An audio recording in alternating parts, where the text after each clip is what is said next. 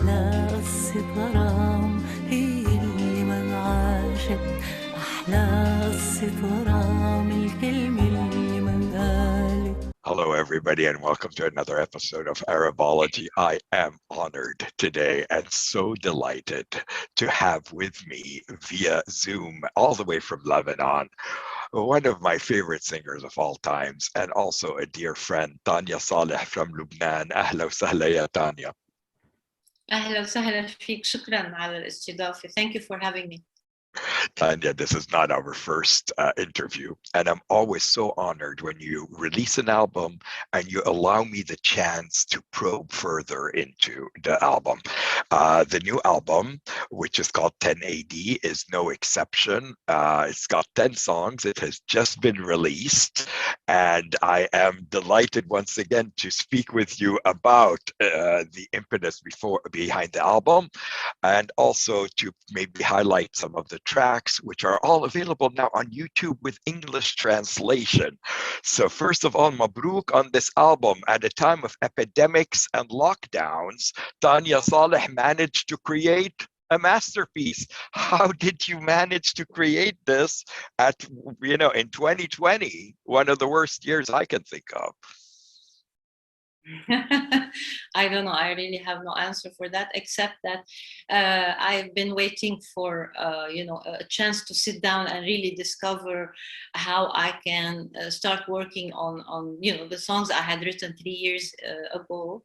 And this lockdown has given me a chance to just sit down and concentrate on trying to learn new softwares where I could discover my ideas, my musical ideas, and try to discover my arranging abilities, and to be able to do to try to find a new way of writing songs. So this lockdown has been positive in a way, although it was negative in many ways. But this and me being so stubborn and wanting, to when I decide that I need to do something, I really push myself every day, every single day, to do, to make the best out of, everything I know, and try to just, reinvent myself in every way I can. And the idea that death has become so such a daily matter, and losing people day after day, I thought maybe it's a good idea to just do it and finish with it, and because maybe you never know, something might happen. Yeah, I mean, if there's anything we've learned from the pandemic is that, but whereas a lot of artists sort of felt claustrophobic and not very creative, and almost depressed, you turned that negative into a positive by coming out with an entirely new album and a new concept. You did the graphic art for it too. I mean, I don't think when people watch the YouTube videos, they understand that you are the singer, the songwriter, and you've been learning all these new technologies. Is it true? I heard that your son had something to do with some software program that got you turned on to learning more about Erik, the new software to use in developing your album. Absolutely. So I was looking at my kids, playing around with this software named GarageBand, and I was, I was jealous. Like, why are these kids, so, knowledgeable about technology, and I am not? I felt like I need to. I mean, you always need to, as a human being, find ways to adapt to situations and to always try to learn new things. Otherwise, you become old. Recently, I learned to read music, but I cannot write. So, and I cannot play any instrument. So I needed someone support, some academic support with someone that I trust. So I went to a very good music arranger, a Lebanese music arranger, with whom I've worked before on the album, A Few Images. And I told him, Dr. Torikian, his name is Edouard Torikian, can you please help me arrange those demos properly and write them into proper music sheets so that I can have proper songs to maybe record one day. So I thought to myself, okay, now I have a proper demo. and I have a proper music sheet, I have to record the songs properly. I still didn't have any budget or any financial support, and I was thinking, I was waiting for KKV, which is the label I have been working with since 2013, to give me in Norway, right there. They're located based in Norway. Yes. Yeah. Go ahead. At the last minute, I get a phone call before the end of the year, 2020, from KKV saying, we can help you with a small amount of money, but it's a small amount. It's like it's not a lot, but you can just try to do something with that. So this is what happened. And then I went to Egypt and recorded the main instruments. And then I sent everything to Øyvind to work on the final production of the sound and the final mix. I was, of course, with them, with Øyvind and Martin Abrahamsen, who is the sound engineer, and Erik Hillestad, who is supervising everything. I was, constantly online with them via, the technological, support system that we have, whether email or WhatsApp or Dropbox, etc. So we were able to collaborate from continent to continent, and at the end of the day, we got to finish and have this album done. How much of this album is informed by, let's say, your Egyptian side now? Well, I'm very lucky to be able to work with Egyptian musicians and have some kind of base there, because I consider Egypt a very inspiring country, and I consider the Egyptian musicians very, very talented and very hardworking, and also very knowledgeable, especially in the Eastern Oriental instruments. And they have an identity, they have a belonging, which you can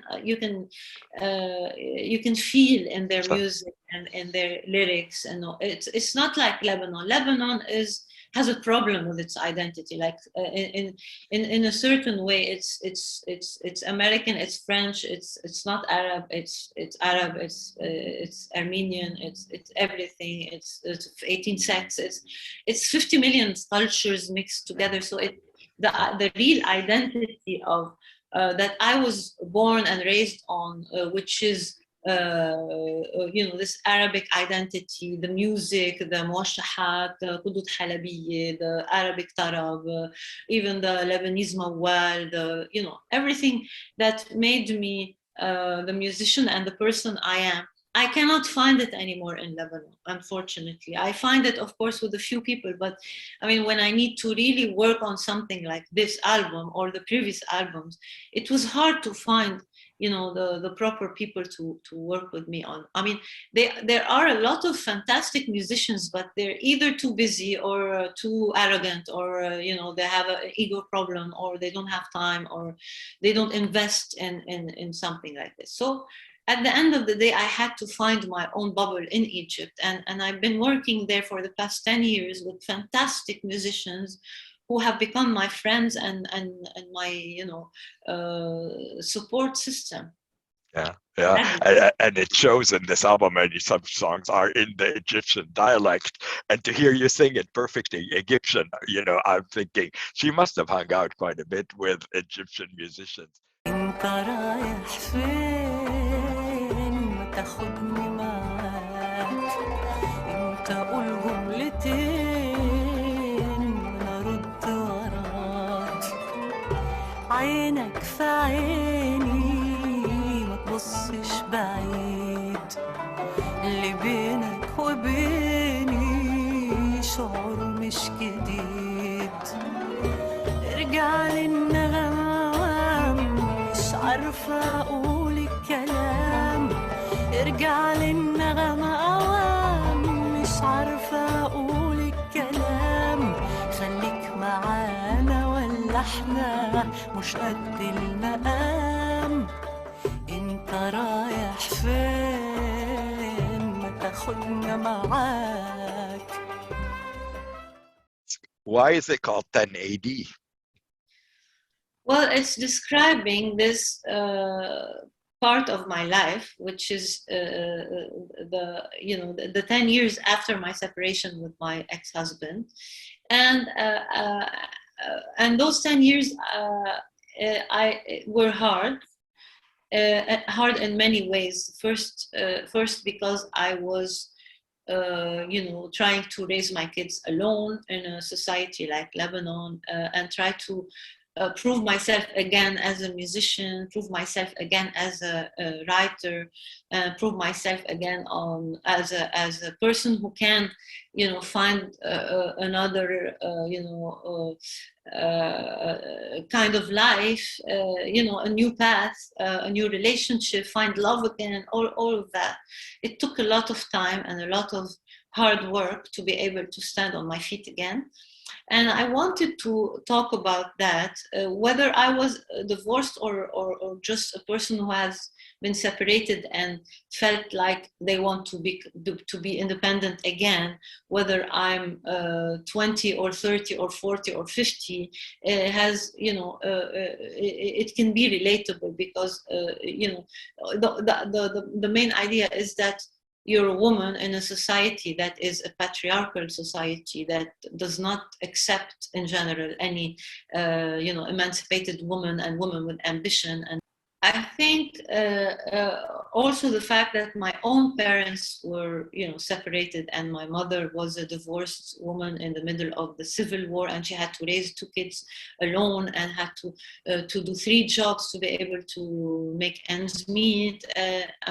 When I got married, I thought, no, I don't want to, have the same fate as my mother. I'm going to have, a different life. I'm going to, everything is going to be fine. But at some point, I realized that I was recycling or reliving the same kind of life that my mother has lived, which was not the plan.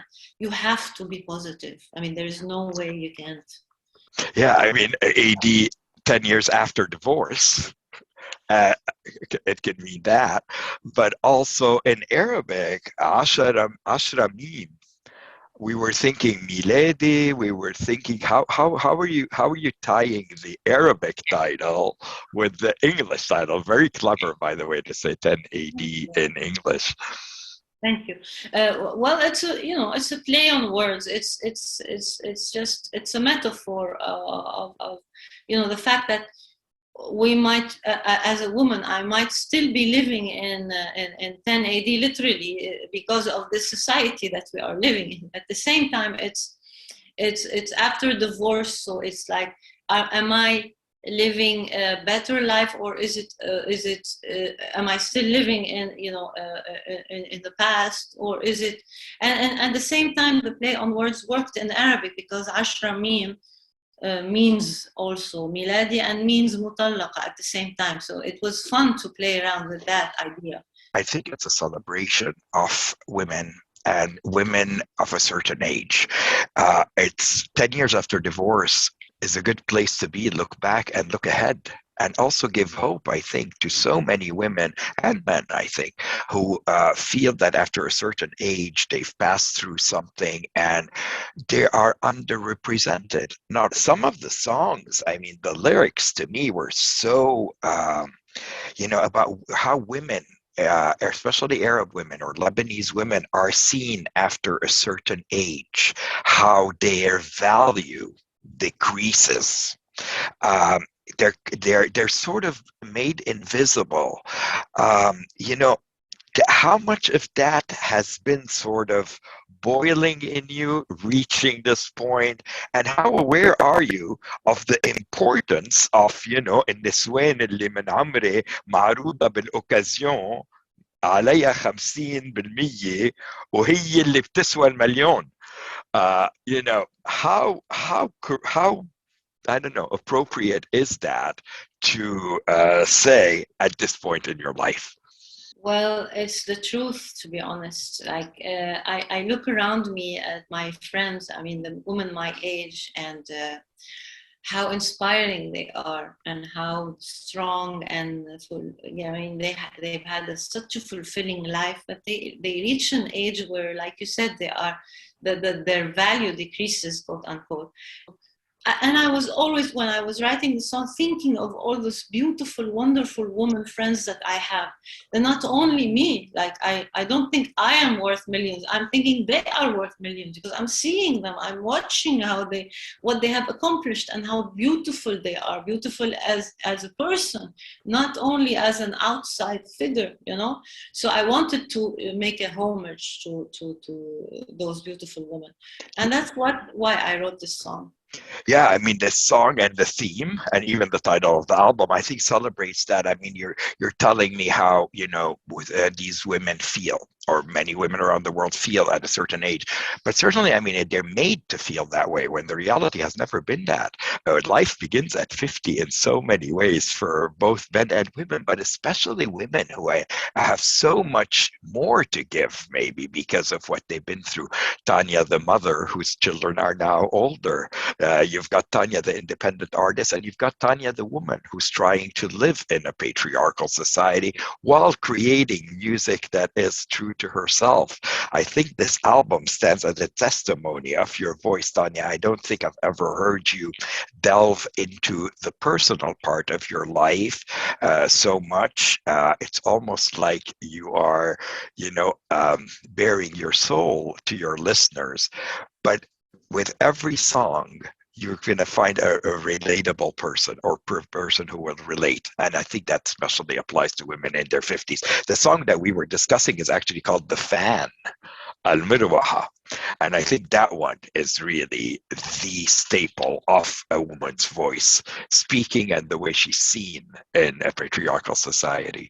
يا كتير صغير بده عرس يا كتير كبير بده مرس للرجال اللي مخضرمين بده وحدة بال20 20 يعني ماكسيموم 30 بس 50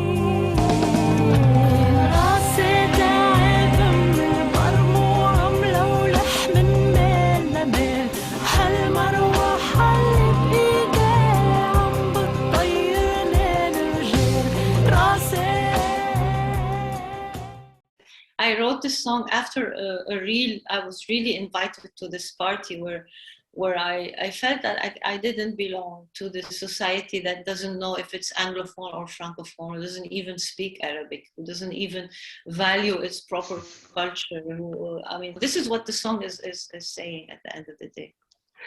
And at the risk of being too personal, the first song, ما عم فكر إلا فيك, which is one of the most beautiful ballads, love, almost obsession, but that feeling that we've all had and that we all continue to look for. And you don't have to answer this, but how much of this may have been influenced by a new love in Tania Saleh's life? Well, it's definitely influenced by a true story. In this whole album, I tried to use the pain in the favor of songwriting, which I thank whoever is responsible for that.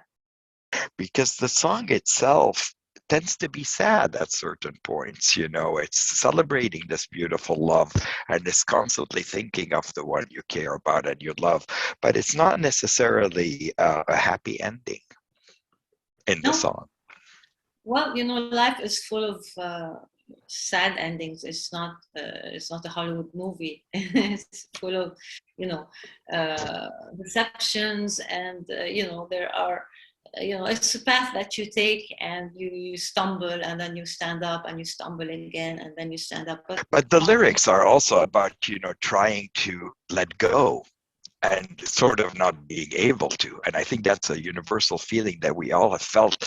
And it's just so beautifully translated into English with the lyrics in Arabic, you know, you know, I'm trying to, but at the same time I'm drawn.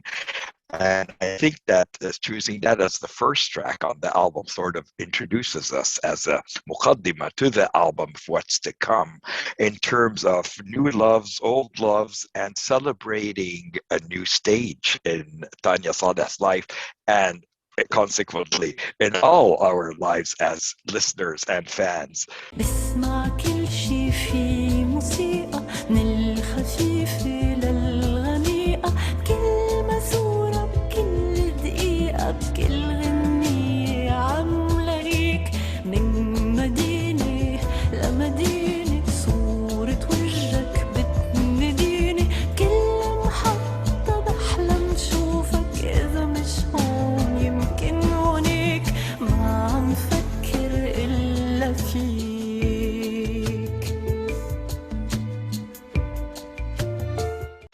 Tania, I want to move to the second song because that one is so addictive. And the proof is even Americans who had never heard Arabic music loved it. Basara Biraji. The tune gets into your head and never leaves. But then it's a very witty, sarcastic way of looking at horoscopes, the way the planets may influence us, and then getting into each horoscope and not necessarily being very positive about what you say about every sign. What do you have to say about this, considering we are both Pisces and you called us Arabi, Tania? I'm sorry about that, but it's just that it's just that I was describing myself. I know sometimes I feel like I am the fortune teller who wants to know everyone's horoscope so that I can, fit people together or understand how the planetary alignment works or understand what's going to happen to in the future of this or that. But actually it's just laughing at myself and trying to understand some and to give adjectives to each sign the way I see them regarding my experience with the lists that I put them in. When I meet someone, I ask them immediately their horoscope, so I put them in this list with other other Pisces people, and I sometimes I would tell you, for example, you're not a Pisces or you're not a Leo, and people will not, they sometimes they think what why. Yeah, you don't look like it. You don't sound like a Leo. You don't act like a Leo. It's just a fun way of trying to understand the universe and the planetary alignment. And I think we know this much about it, and we still need to know much more. But it's just having fun with that. And it's so playful. It's so cute, this song, But I have to tell you, when I read, that us Pisces, we tend to be stupid. I saw it in my own life, frankly, as maybe stupid in love. I think sometimes we tend to be so emotional that it's not that we are stupid, it's just that when we fall in love or when we give, we can end up being foolish because I think Pisces tends to be that way. That was just a personal account. But also, I think at the song, go ahead. Sorry. No, I was saying it's absolutely true that we are stupid in love. We're not stupid in anything else other than, our emotions are so clear and so naive in certain ways. So yeah, it's fair to say that we are stupid in love. There's nothing wrong with that. No wonder we became instant friends when we met back in Lebanon a few years ago, and we had so much to share, and then we found out we were both Pisces. So I'm swimming with you, Tanya, inshallah. The song also does say, I think, after you really play with each horoscope, and it's very endearing, but then you also sort of acknowledge that, I may be saying all this, but genetics have to do with it, and the way you're brought up has to do with it, so that you're not exactly going to pigeonhole anybody according to their zodiac. Anyway, beautiful song, Basara Biraji.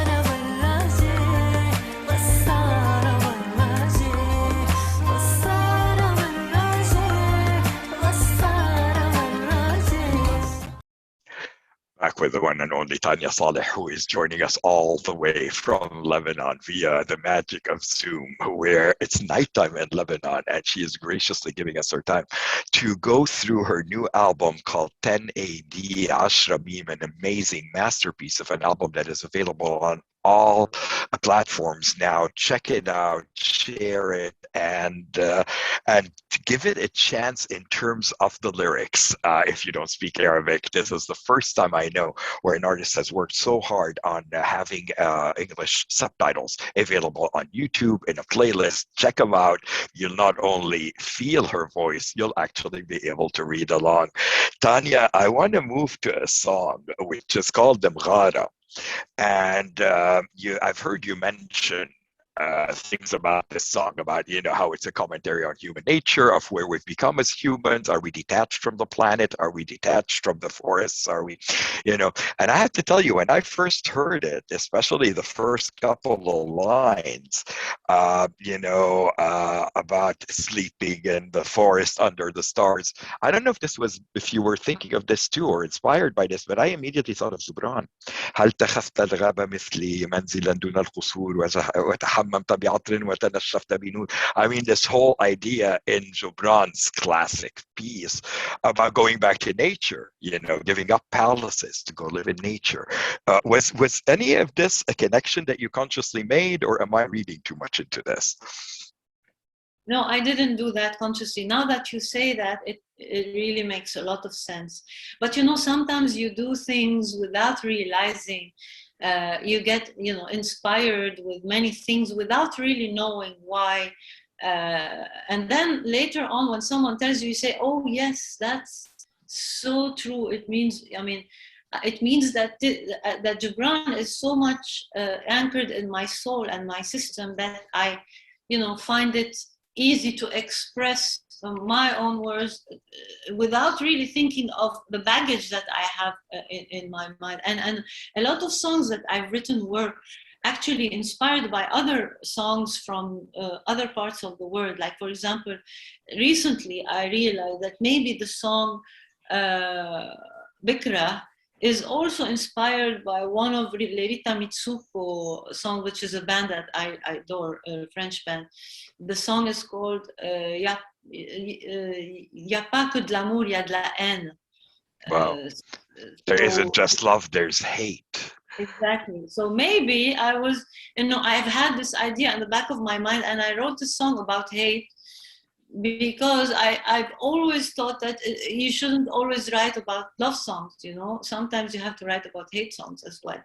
So yeah, there are things that happen in your system that you don't understand, but then with time you realize, oh yes, this could have come from here or there. I mean, human beings are like that. It's not just artists that are inspired by many different things, but sometimes you're in a conversation with someone and you memorize something that they said and you use it again in another conversation without this person knowing, or without you knowing that you have used this in another conversation, but it made sense to use it, so you do.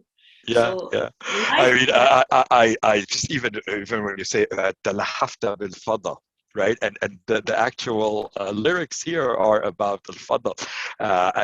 It's very interesting what you're saying about how much Gibran is part of our culture as people who grew up reading his poetry, either in English or in Arabic, and how it permeates and it continues to show up, and how relevant it may be even today in terms of nature versus technology versus the planet. And that you need to, sorry to interrupt, but the idea that you need to bring back the values of your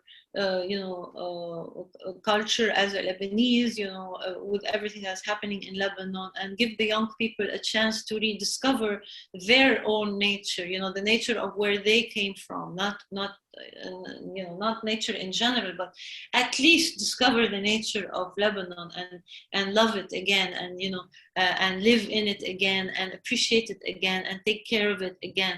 So talking about that was very important in the middle of what's going on here.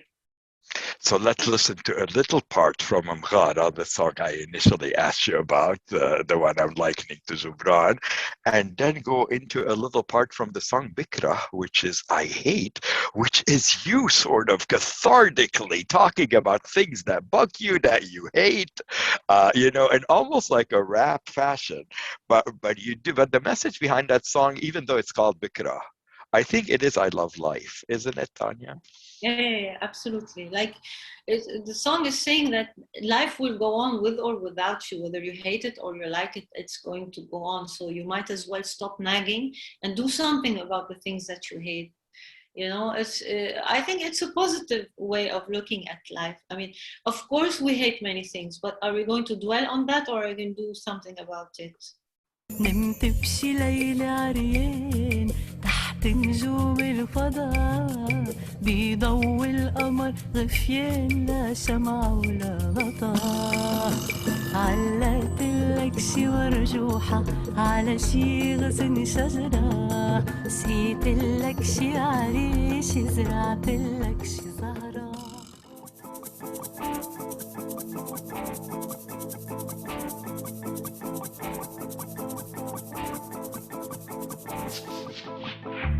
يعني تقلك ما بكره كتير شغلات ريحة الديتول بالحمامات للمسيوات والمدامات كيس الزبالة على التلات والسمن المحروقة على الصبحيات مثل الموسيقى على الراديوات الفيترينات والموديلات أزرق للصبيان وروز للبنات وأصوات الموتورات وأفواج الموبيليتات بكره كل هول بس بحب الحياة.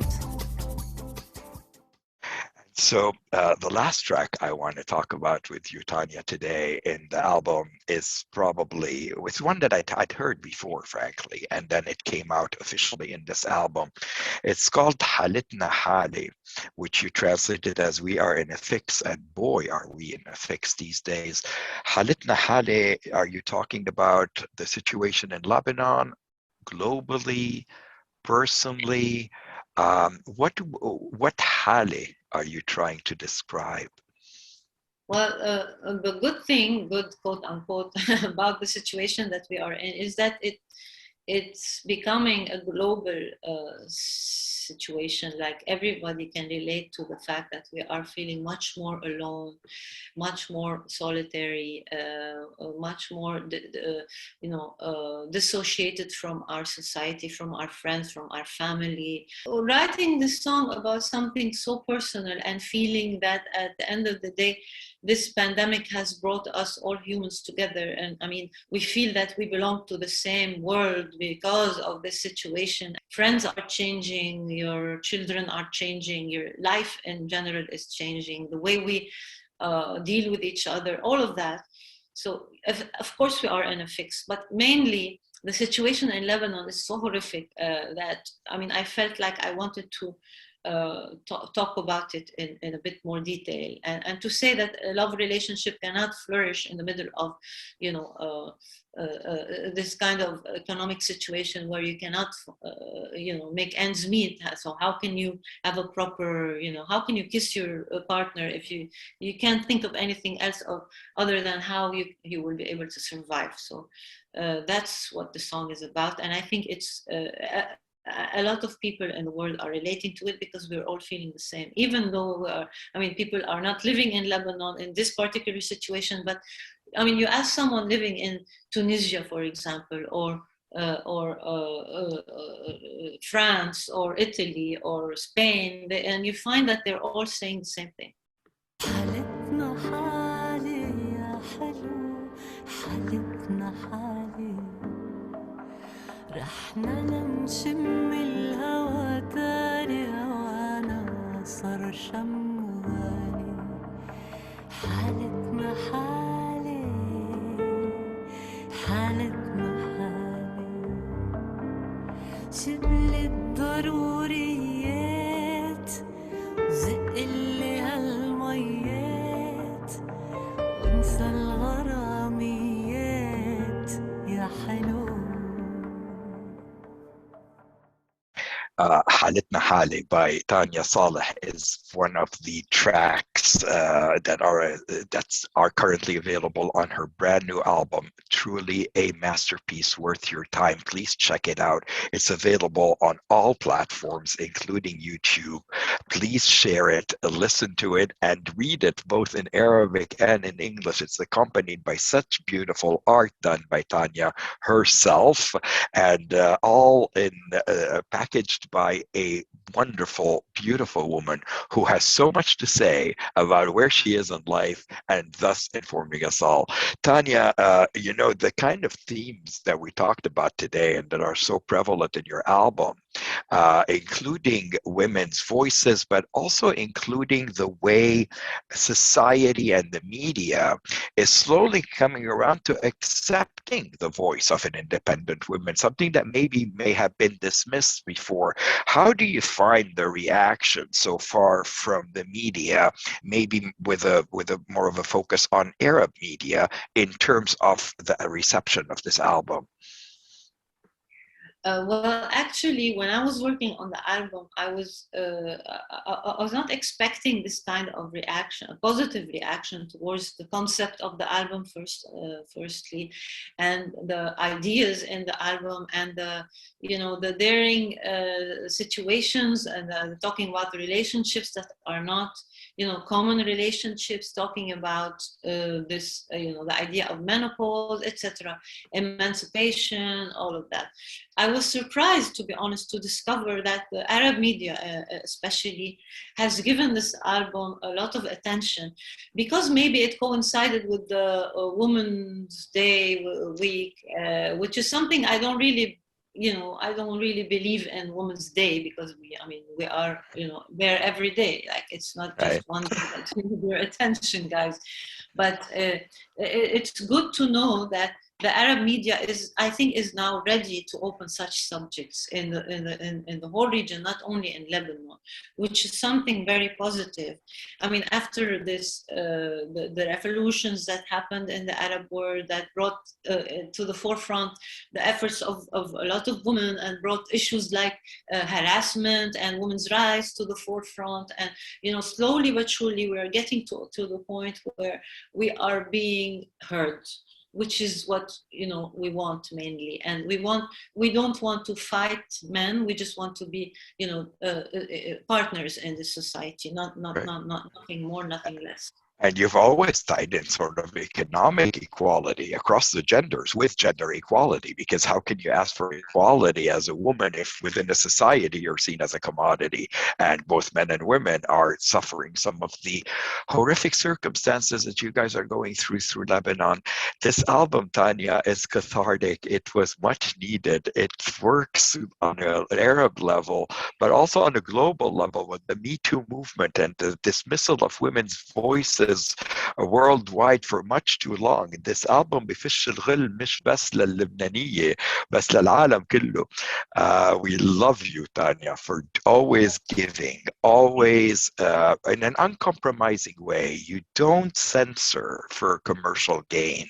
You give for the pure beauty of it. And I think this album is really your 7th album, and I have to say it's my favorite album. Oh, thank you so much. Thank you so much, Habibi. It's really great to hear that coming from you. Thank you so much. Thank you, Tania, for being with us all the way from Lebanon, where it is probably almost midnight. يعطيك 100,000 عافية. And we are going to see each other, inshallah, soon. يا بأمريكا يا بلبنان يا مطرح تاني. But not in another life. Another life. No. Let's do that now and leave the other life. We have other things to do.